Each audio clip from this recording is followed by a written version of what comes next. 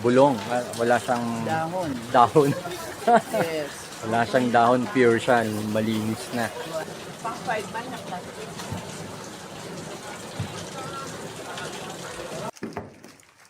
Ito gitu yan. Matatama itong mga carrots na to.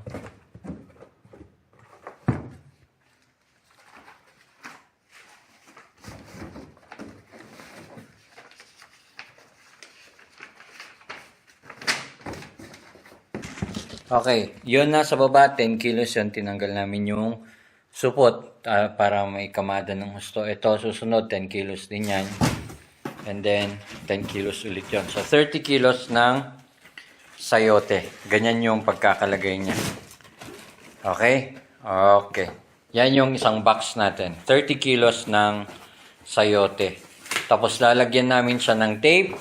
Tapos lalagyan natin ng pental pen, lalagyan natin ng mark sa gilid para hindi nila mabuksan. Pag nakita nyong napalitan yung marks o natanggal yung pental pen, ibig sabihin yan, binuksan nila.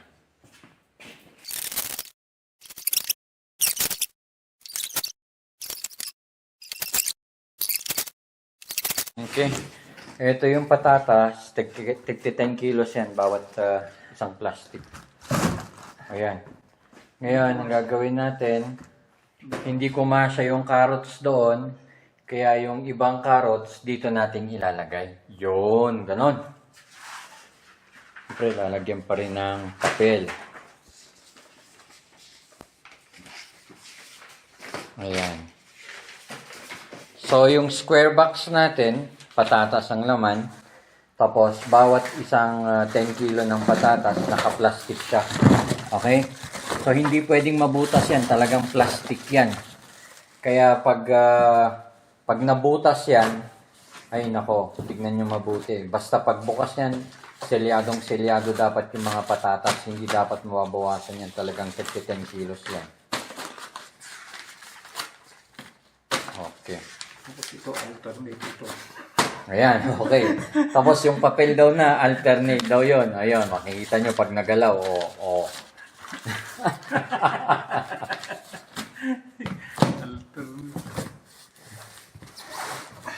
Ayan. Sada karga. Ganda.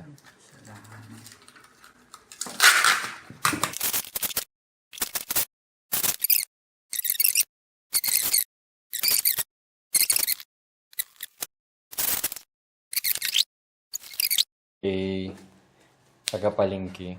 Ti mabalbalkot lang gayam kano jay broccoli, han nga jay cauliflower. Kasi gaputa puraw nga jay ko agmancha kano jay newspaper. Jay tapti ko. Ngam ipakita tapay man. Pakita tapay jay ko. Okay. So eto yung cauliflower natin. O ayan na. Ano na siya, nakat na yung kanyang mga leaf. So hindi katulad nung una na na round. So yan, katulad din ng broccoli, ganun din. Okay? Nakat yung mga niya. Hindi according to them, hindi daw talaga nila tinatanggal yung karamihan kasi part na daw talaga ng sale yun. So, nakipag-argue pa ako dyan. Sabi nila, hindi talaga pwede, boss. Talagang kasama yan. Ganon. Pero ito, yung dati. Pero yung broccoli, natanggal yung sa broccoli. Yan. So, eto, ang katotohanan yan, galing ito sa Baguio. Hindi dito sa Trading Post. Kasi mukhang magkaiba yung marketing method ng Baguio at saka Trading Post. So, this one, binili namin sa Baguio. Ayan. Medyo naano lang kami ng ulan kanina. Pero yun, broccoli yun. Kaya naman, like.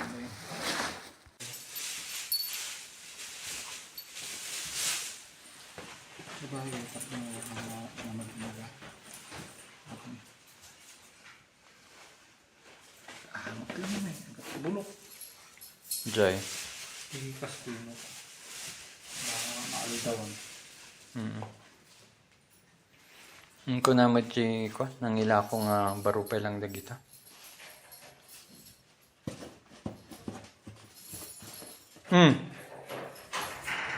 Ngayon ko lang na-receive yung tripod, sabi Rani. What the thing is, hindi ko lang din naman ginamit yung camera. Kasi, istorya kinyang naman, hindi naman kami municipal hotel ng Gerard. So, ngayon lang ngayon lang may dumarating na message mo. Dahil baga yung card dito sa natin. Nala ni Rani.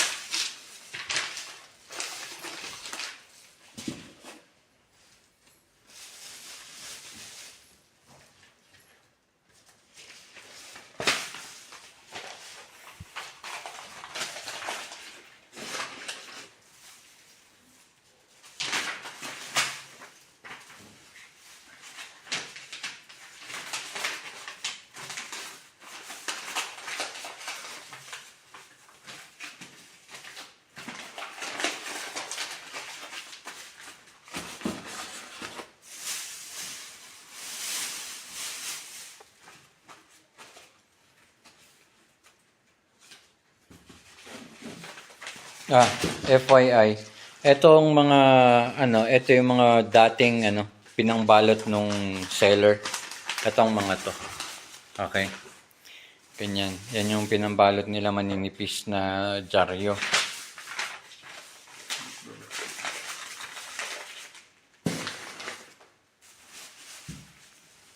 And since tag-ulan ngayon, mahal po ang broccoli at cauliflower.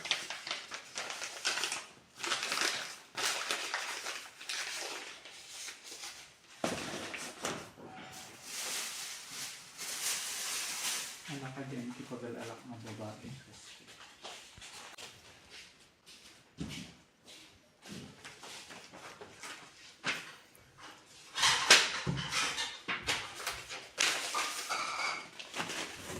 Itong mga broccoli, okay ang mga itsura niyan. Dark green pa yung mga yan.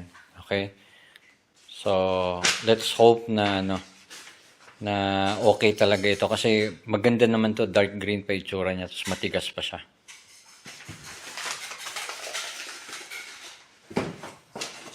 Sabi naman latan yun. Kapot na nga ito. Okay.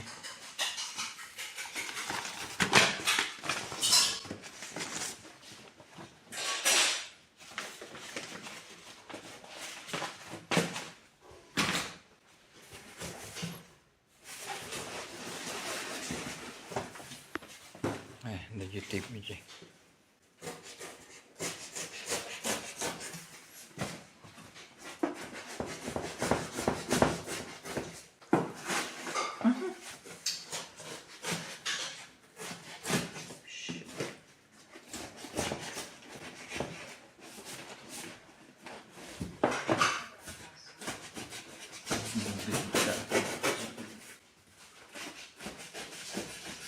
Umaasa na dito. Baliw yun. Finish ko ano ba?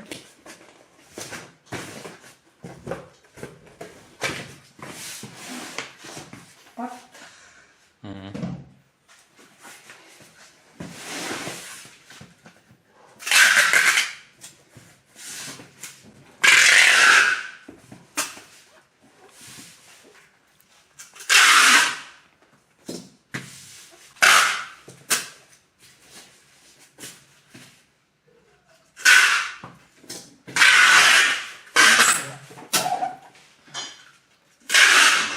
Napisang dati.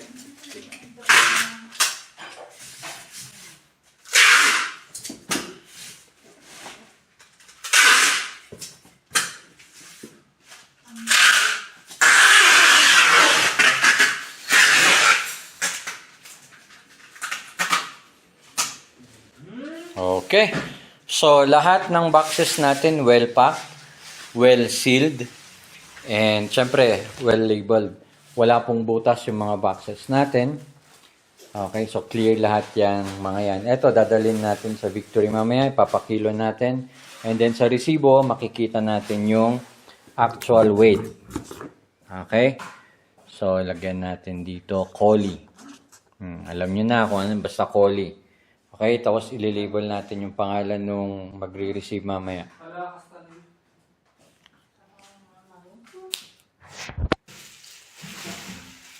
Ayan, naka-double lahat ng tali. Yan, para sure na sure yung tali natin, doble-doble. Ayan, sakto. 9 o'clock going to Pasay. Ayan, pababayan ng Manila, 9 o'clock. Alright. Kaway-kaway naman, John! Yeah!